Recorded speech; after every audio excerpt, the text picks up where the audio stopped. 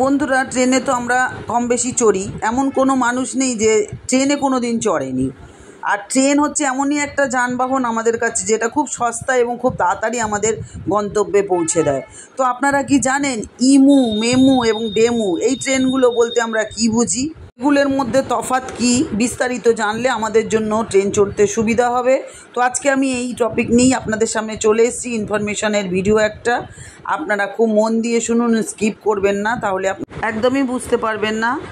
সব কিছু শুরু করার আগে বলবো, প্রতিদিনের মতো নতুন হয়ে থাকলে অবশ্যই চ্যানেলটা আমার সাবস্ক্রিপশন করে পাশে থাকুন, সকলের সাথে শেয়ার করুন তথ্যমূলক এই ভিডিওগুলো, আর লাইক ও কমেন্ট করতে ভুলবেন না বন্ধুরা।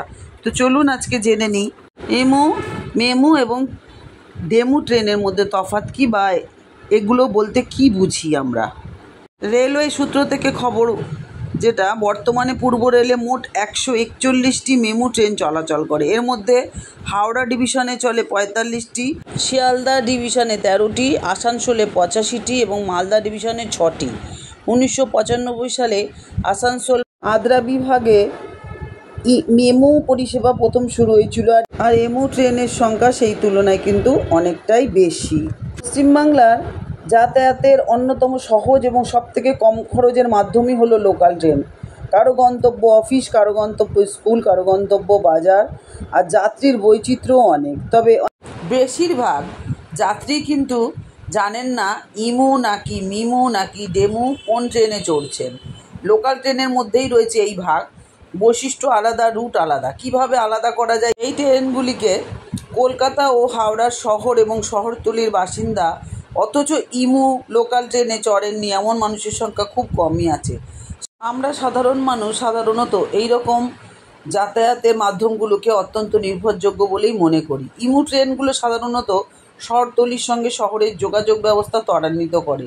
চওড়া কোচ হয়, চওড়া দরজা জানলা থাকার ফলে হাওয়া চলাচলের ব্যবস্থাও খুব ভালো থাকে। এই অঞ্চলে প্রথম ইমু ট্রেন চলাচল শুরু হয় হাওড়া শেওড়াফুলি সেকশানে, সেটা হচ্ছে 1957 সাল।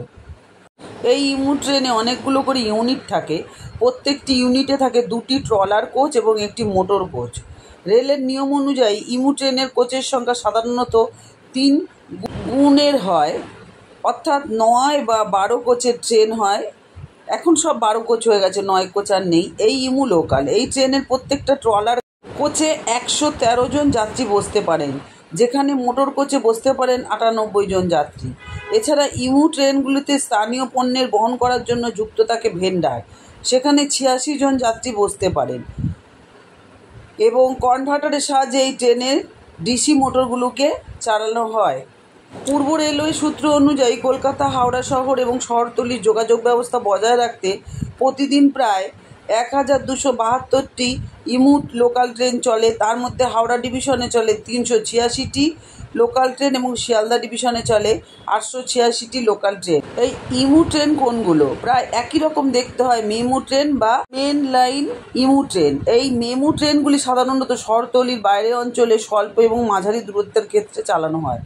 ইমু ট্রেনের মতোই মেমু ট্রেনগুলোর আলাদা কোনো ইঞ্জিন থাকে না, মোটর কোচগুলি এখানে ইঞ্জিনের কাজ করে। মেমু ট্রেনের দৈর্ঘ্য সাধারণত ইমু ট্রেনের তুলনায় বেশি হয়, কারণ মেমু ট্রেনগুলিতে কোচের সংখ্যা ইমু ট্রেনের তুলনায় অনেক বেশি। কতগুলি মেমু ট্রেন চলাচল করে? বর্তমানে পূর্ব রেলে মোট 141টি মেমু ট্রেন চলাচল করে। এর মধ্যে হাওড়া ডিভিশনে 45টি, শিয়ালদা ডিভিশনে 13টি, আসানসোল 85টি এবং মালদা ডিভিশনে 6টি।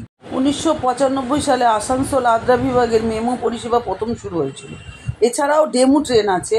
এই ট্রেনগুলি চলে ডিজেল মোটরে। পূর্ব রেলে এখনও মোট 50টি ডেমু ট্রেন চলাচল করে। এর মধ্যে 11টি চলে হাওড়া ডিভিশনে, 39টি মালদা ডিভিশনে। এই এমু, মেমু এবং ডেমু ট্রেনগুলো সর্বনিম্ন ভাড়া হচ্ছে 5 টাকা, সেটা আমরা খুব ভালো করে জানি, মাত্র 5। এইসব ট্রেনে চেপে যতটা দূর যাওয়া যেতে পারে তা অতিক্রম করতে অন্য যানবাহনগুলোতে 20 টাকা মোটামুটি লেগেই যায়। তাই যাত্রীদের কাছে সবথেকে হচ্ছে এই ট্রেনগুলোই সুবিধাজনক। এইসব ট্রেনগুলিতে নিয়মিত যাতায়াত করে লক্ষ লক্ষ যাত্রী। সেই সূত্রে ডেমু, এমু, মেমু শব্দগুলোই শুনে থাকেন। এই তিনটি মূলত ট্রেনের ইঞ্জিনের ওপরই নির্ভর করে। ট্রেনের ইঞ্জিন কোন শক্তির ওপর নির্ভর করে চলছে সেই মাফিকই এই নামকরণ করা হয়েছে।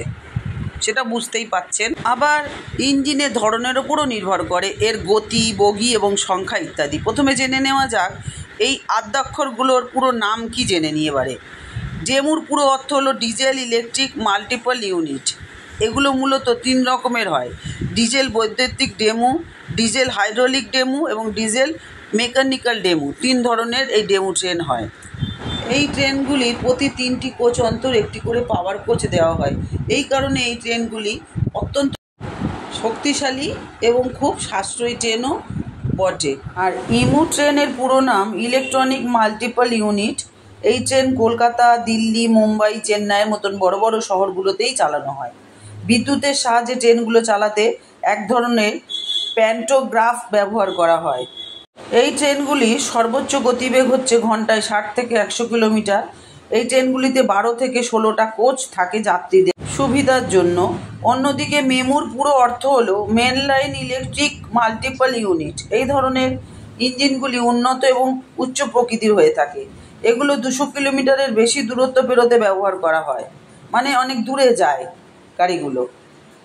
এই ধরনের ইঞ্জিন যে ট্রেনে লাগানো হয় সেখানে প্রতি 4টি কোচ অন্তর একটি করে পাওয়ার কার ব্যবহার করা হয়। আমরা সাধারণত অর্থাৎ যাত্রীরা ট্রেনের মধ্যে থাকা local, passenger, express, superfast, premium, mail ইত্যাদি ট্রেন সম্পর্কে জানি, কিন্তু সেক্ষেত্রে জড়িয়ে থাকা ডেমু, ইমু এবং মেমু ট্রেনের কোথায় পার্থক্য রয়েছে সেটাই অনেকের কাছে জানা নেই। আসলে লোকাল ট্রেন হোক বা এক্সপ্রেস বা ফাস্ট প্যাসেঞ্জার, প্রতিটি ট্রেনকেই এক জায়গা থেকে অন্য জায়গায় টেনে নিয়ে যায় তার ইঞ্জিন বা লোকোমোটিভ। এই সকল ইঞ্জিন বা লোকোমোটিভের সঙ্গে জড়িয়ে রয়েছে ডেমু, এমু এবং মেমু। মূলত কোন শক্তির উপর নির্ভর করে ইঞ্জিন কাজ করে তার উপরেই ভিত্তি করে এই সকল নামগুলো। আর মেমু ট্রেনগুলোতে 8 থেকে 12টা কোচ ব্যবহার থাকে। এইসব ট্রেনগুলো এয়ার কন্ডিশন, ওয়াশরুম ইত্যাদি সুবিধাও কিন্তু পাওয়া যায়। আবার এই সকল ট্রেনের ভাড়াও অনেক কম হয় মেমু ট্রেনগুলোতে। এই ট্রেনগুলো অনেকটাই লোকাল ট্রেনের মতনই, কিন্তু এর মধ্যে অনেক সুবিধা পাবেন যেগুলো অন্যান্য লোকাল ট্রেনে নেই, যেমন ওয়াশরুম, এয়ার কন্ডিশন, এগুলো এই মেমু ট্রেনে পাবেন। তো ভাড়াও সেক্ষেত্রে অনেকটাই কম, সেই জন্য অনেকেই মেমু ট্রেনটা চড়তে ভালোবাসেন। তাহলে বন্ধুরা, আপনারা আজকে জানলেন, ট্রেনে চড়েন কিন্তু এগুলো তো জানতেন না, আজকে জানলেন মেমু, ইমু এবং ডেমু ট্রেনের মধ্যে পার্থক্য কী, বা এই নামগুলোই বা এরকম কেন দেওয়া হয়েছে। তো বন্ধুরা, ভিডিওটা কেমন লাগলো আমাকে কমেন্ট করে জানাতে কিন্তু ভুলবেন না। আমি অপেক্ষায় থাকি আপনাদের কমেন্টের জন্য। যদি ভিডিওটা তথ্যমূলক মনে হয় তাহলে আপনাদের নিজেদের আত্মীয় পরিজন, বন্ধুবান্ধব সকলের মধ্যে ছড়িয়ে দিন, কারণ এর মধ্যে অনেক তথ্য আছে যেগুলো সকলের জানা দরকার। সকলের সুবিধার জন্য আমি আপনাদেরকে এটা শেয়ার করতে বলছি।